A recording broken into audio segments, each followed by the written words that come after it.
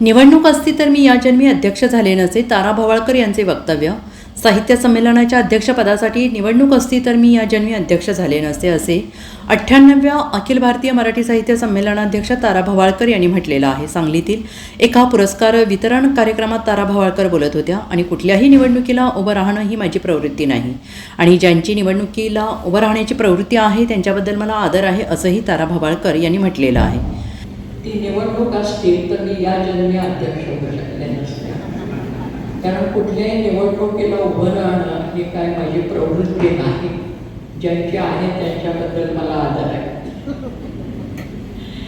आणि ती निवडणूक पद्धत नाहीशी झाली आणि निवड पद्धत नाही झाली. आणि मला सांगायला आनंद वाटतो की महाराष्ट्रातल्या सर्व साहित्य संस्थांनी कुणी कानावर आलं. आणि सगळ्यात महत्त्वाची गोष्ट माझ्या मराठी भाषकांना मी असं श्रेय देते. आणि हा जर सन्मान असेल तर तुमचा माझा मराठी बोलणाऱ्या प्रत्येकाचा सन्मान आहे. आजपर्यंत मराठी ज्यांनी टिकवली, ज्यांनी लिहिली, ज्यांनी प्रसारित केली त्या सगळ्यांचा सन्मान आहे. जात्यावर दळण दळणाऱ्या बाईपासून ते अभिजात ग्रंथ लिहिणाऱ्यापर्यंत सर्वांचा हा सन्मान आहे. मी दिल्लीला बोलताना बोलले होते की मराठी साहित्य पहिल्यांदा निर्माण केव्हा झालं. लोक काहीतरी संशोधन वगैरे करतात, आमच्या प्राध्यापक लोकांना खोड असते. ते सगळ्या तारीखवार काढून पहिला ग्रंथ कुठे झाला, अमुक कुठे झालं, तमुक कुठे झालं. तेव्हा उत्स्फूर्तपणे माझ्या तोंडून गेलं की बाळानं पहिली ओवी आईने ज्या क्षणी गायली असेल त्या क्षणी भाषेचा जन्म झाला. कारण त्याच्या इतकं उत्स्फूर्त निर्मिती दुसरी कुठलीही नाही. बाकीच्या गोष्टीसाठी काहीतरी खटपट करावी लागते, आईला त्याच्यासाठी खटपट करावी लागत नाही.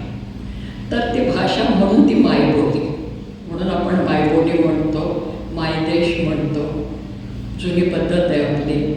आता अलीकडे ते झाले राष्ट्रविष्ट्र वगैरे म्हणायचं. पूर्वी मायदेश असे शब्द होते आणि आईला मायच म्हणायचे. आई ही नंतर आली आणि आता तर मम्मा. आणि मग मी ते म्हणते की आपल्या देशातनं साहेब गेल्यावर आपण जास्त साहेबाळलो का काय. साहेब असेपर्यंत आम्ही आमच्या आईवडिलांना आईबाबा म्हणत आलो आणि आता आमची मुलं मुली, त्यांची मुलं मुली मम्मा पप्पे काय पप्पा मम्मा वगैरे म्हणतात ते. आणि नुसतं मम्मी नाही, मम्मी.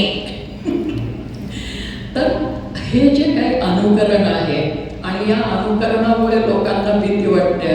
त्या मराठीचं काय होणार, तो अभिजात दर्जा वगैरे दिला, ठीक आहे, दर्जा दिला.